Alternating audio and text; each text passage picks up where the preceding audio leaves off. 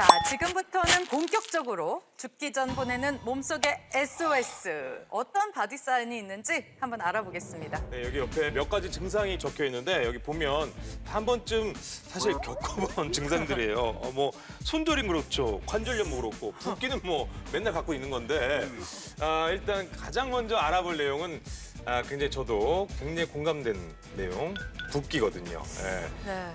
이거 어떤 것과 관련된 바디 사인일지 전 지금까지도 계속 부어 있잖아요. 저녁까지도 안 빠져요. 그 살 아닌가요? 살인가요? 붓기고 싶거든요. 근데 붓기가 바디 사인이라고 하니까 죽을 모르는 보도록 하겠습니다. 뭐라고요? 붓기가? 저는 아침마다 얼굴이 붓는데 폐암이랑 관련이 돼 있다고. 전 담배도 안 태우는데요. 아니 아침에 다 얼굴이 붓지 않아요? 저는 통통 부어요. 저 폐암이에요? 네, 일단 여기서는요. 싫어. 이지은 선생님 어떻게 된 거예요? 네, 아침에 유독 얼굴이 잘 붓는 사람이 있습니다. 물론 수면 후 얼굴이 붓는 것은 흔한 일이고 다양한 원인이 있을 수 있습니다. 수면 후 특히 상반신, 즉 다른 부위보다 얼굴이 더 많이 붓고 쉽게 가라앉지 않는다면 이것은 폐암의 징조일 수 있습니다.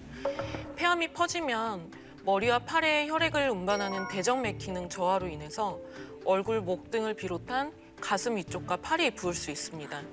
만약 얼굴이나 눈이 과하게 붓지만 별다른 이유를 찾지 못했다면 전문가와 상의해보는 것이 좋습니다. 아니 이제 뭐 저녁에 이제 모르고 라면을 먹고 알고 먹었지만 이제 뭐 그러고 자면 아침에 퉁퉁 붓잖아요. 그쵸. 뭐 그런 거 아닌데 아침에 이제 부었다. 이런 거 막 얼굴 붓고 가슴 쪽 막 목, 팔 이렇게 붓는다면 폐암에 신을 수 있다고 그러는 거잖아요. 그렇죠. 그렇죠? 네. 오해하지 마시고 정확하게 좀 알고 꼭 체크해 보시기 바랍니다. 그러시면 될 것 같습니다. 네. 계속해서 죽기 전에 몸이 보내는 바디 사인 알아보도록 하겠습니다. 자, 이번에는요. 아마 중년 여성이라면 다들 겪고 계실 것 같은데 이 손저림. 이거 어떤 질병과 관련된 바디 사인일지 손 저린데. 네, 손저림 보도록 하겠습니다. 저기 너무 무섭다. 손 저린다고 돌연사요? 네. 손이 저린데? 그러니까. 자주 이렇게 손이 저려서 손을 이렇게 주무르고 잘때 손이 저려. 있는데 맞아요. 돌려서 네, 손저림은 사실은 여러 원인들이 있을 수 있어요. 하지만 혈액순환이 잘 안 되면서 손발이 저리는 경우들이 있거든요. 사실 이런 경우에는 사실 돌연사의 원인이 될 수 있습니다. 그래서 심근경색이나 협심증의 전조 증상 중에 하나가 손저림 증상으로 나타날 수도 있는 거거든요. 또 우리 몸에서 혈액순환이 잘 안 되게 되면 이렇게 심장 기능이 약해지면서 심장 이런 리듬이 불규칙해지는 심방세동 같은 증상들이 나타날 수 있는데요. 실제로 심방세동이 있는 분들은 뇌졸중의 위험이 5배까지 증가한다. 그래서 급사 위험이 생기게 됩니다. 위암이 있을 때는 비타민 B12라는 게 흡수가 잘 안 되는데 비타민 B12가 신경 비타민이에요. 그러니까 그게 계속 흡수 안 돼서 우리 몸에 부족할 때 손이 저리고 계속 저린다고 한 사람이 있다고 왔는데 보니까 위암이었다는 얘기죠. 그러니까 모두가 위암은 아니지만 그런 증상들이 있을 때는 꼭 한번 체크해 보시는 게 좋겠습니다. 아니 아직도 이제 저는 막내가 가끔 이제 안아달라 그러니까 이제는 5살이니까 꽤 무겁단 말이에요. 그래갖고 이제 하나 딱 놓으면 막 아우 막 이러면서. 근데 혈액순환이 안 돼서 손이 저리는 건지 손에 문제가 있어서 손이 저리는 건지는 좀 알고 넘어가야 할 것 같아요. 이거 확인할 수 있는 방법 없을까요? 네, 방법이 있습니다. 제가 보여드릴 테니까 한번 따라해 보세요. 네, 우리가 사라고 이렇게 표시해 보세요. 사 할 때 엄지를 접죠. 이렇게 접은 상태에서 이 엄지를 감싸 주세요. 주먹을 꽉 쥐는 거죠. 이때 손목을 꺾어 주세요. 이렇게. 어구 힘든데. 이때 손목부터 손가락으로 연결되는 이쪽으로 통증이 느껴지는지를 확인을 해 보시는 거예요. 이쪽에 통증이 있는데? 네. 여기. 그렇죠. 보통 이제 팔까지 통증 느껴지면 손목 터널 증후군을 의심해 볼 수 있는 거고 그냥도 많이 저리다면은 혈액순환 자체가 안 돼서도 손저림이 생겼구나 이렇게 추측해 볼 수도 있습니다. 손목부터 팔까지 저리다면 손목 터널 증후군을 의심할 수 있고 손을 비롯한 어깨 아래까지 저려오면 혈액순환 문제를 의심하라. 마지막으로 여기 남아있는 관절염인데요. 관절염은 무릎에 문제가 있으니까 생기는 또 바디 사인이 아닐까 생각이 드는데 어떤 질병의 바디 사인인지 확인해 보도록 하겠습니다. 자, 관절염, 대장암이요. 대장암이요. 아니 관절염이 대장암이요. 아니 얘하고 쟤하고는 엄청난 거리가 많이 나는데? 네. 대장이랑? 거리가 많이 나잖아요. 네. 길이가. 게다가 얜 뼈고. 얘가 왜 와? 네, 이 속인데. 대장암 장기고. 그러니까요. 이게 무슨 관계가 있냐고. 이게 무슨 관계죠? 너무 멀잖아 지금. 너무 안 친한데. 여기서 다른데? 대장 쪽에서 만약에 요 복부 쪽에 뭐 통증이 있든지 아프게 되는데 이게 와 무릎 관절이라고. 이거 뼈랑 속살인데. 누가 설명해 주실 거예요, 진짜. 네. 박용수 님. 네. 우리가 일반적으로 암의 원인 중에 우리가 흔히 얘기하는 만성염증이라는 게 있어요. 그러니까 염증이 모든 질병의 시초인데 만성염증은 우리 몸에서 특히 장내 환경이 좋지 않을 때에 장내에서 이제 만성염증이 생기거든요. 이 염증이 이제 결국은 암을 일으키는 원인이 되는 거예요. 그러면 이렇게 만성염증이 있는 사람들은 다른 부위에도 염증이 잘 생겨요. 그리고 이미 있는 염증을 좀 심하게 만들어요. 그래서 이게 퇴행성 관절염이라든지 우리가 흔히 알고 있는 그러한 관절염이 없는데도 불구하고 관절에 통증이 있고 염증이 생겼다. 그러면 단순히 관절의 문제가 아니라 다른 곳에서 생긴 문제가 아닌가라는 의심을 한 번 정도는 해야 된다는 거죠.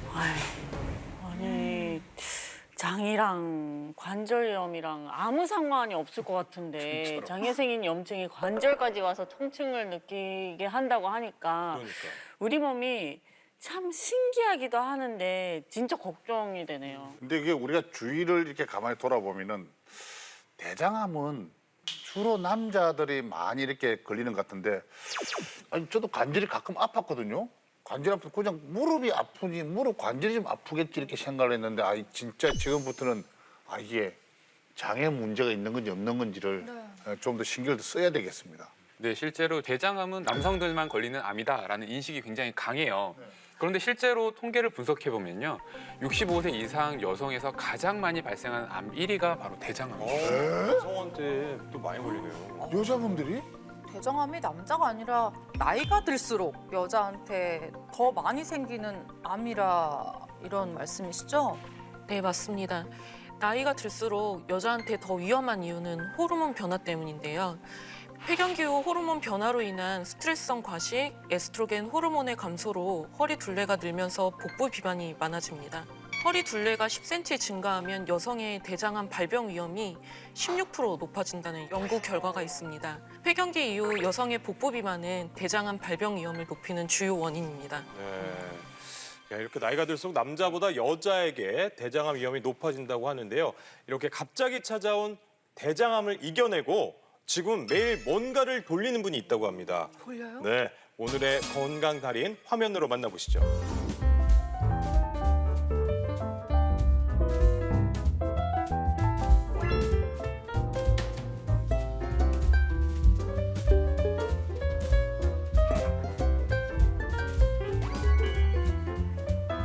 저는 12년 전에 직장암 3기 말 수술을 했고요. 완치된 지 지금 12년 됐어요. 아우 고생 진짜 많이 하셨네. 12년 되셨고요. 몸에 열을 내기 위해서 장운동도 잘 되는 훌라후프를 하고 있어요.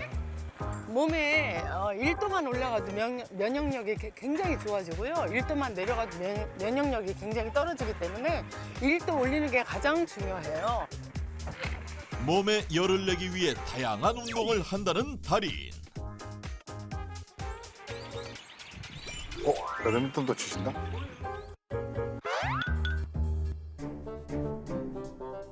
저희 남편이 쓰다가 버리려고 놔둔 건데 제가 여기다가 줄을 매달아서 배드민턴 연습하고 있어요. 아 셀프 배드민턴이구나. 혼자서 연습하기 위해서 만들었나 봐요.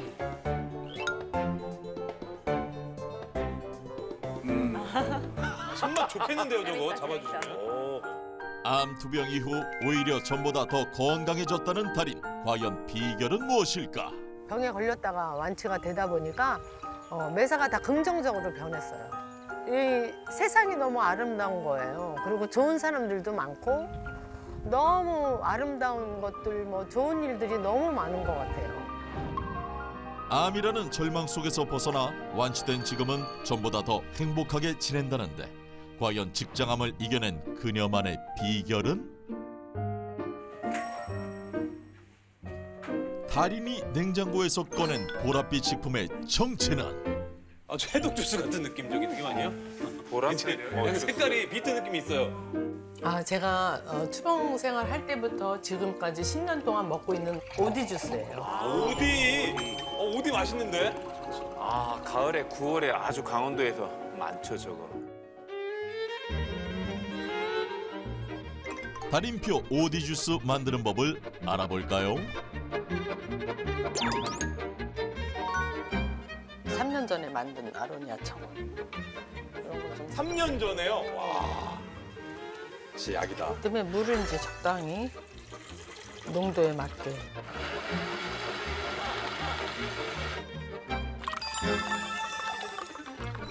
아, 어디 저거 달짝지근하게 진짜 맛있죠. 그렇죠.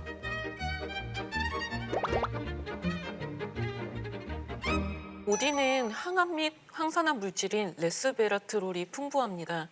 이 레스베라트롤이 암을 유발하는 원인이 될 수 있는 각종 유해한 물질들의 독성을 완화시키고 비정상 암세포들의 자살을 유도해 암세포 증식을 억제시키는 데 도움이 됩니다.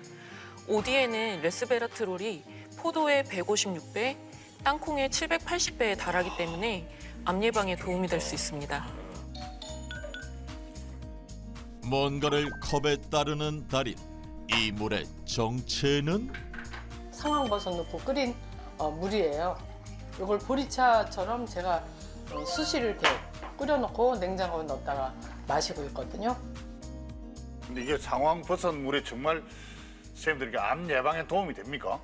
네, 상황버섯은 발암물질을 분해하고 배설을 촉진해서 대장암 치료에 좋을 뿐만 아니라 면역력을 강화해서 암세포 종양을 저지하는 효과가 크다고 알려져 있기 때문에 암 예방에 도움이 됐다고 볼 수 있습니다. 그래서 상황버섯이 실제로 뭐 항암 치료하는 분들이 보조적으로 선택하는 그 버섯 중에 굉장히 이제 대표적인 건데요. 이 상황버섯이 필요 이상 많이 섭취를 하게 되면 굉장히 간 수치를 잘 올립니다. 그래서 여러 가지 어떤 독성 반응이라든지 알레르기 반응을 일으키기 때문에 진하게 달여서 드시는 것보다는 지금처럼 굉장히 연하게 해서 드셔야 되고요. 그리고 만약에 조금 진하게 드신다 그러면 꼭 하루에 이제 100cc는 넘지 않고 드시는 게 좋을 것 같고요. 만약에 이제 상황버섯이 이제 분말로 유통되는 게 있다 그러면 하루에 이제 1g 이내로 굉장히 적은 양으로 드시는 게 오히려 더 도움이 될 것 같습니다.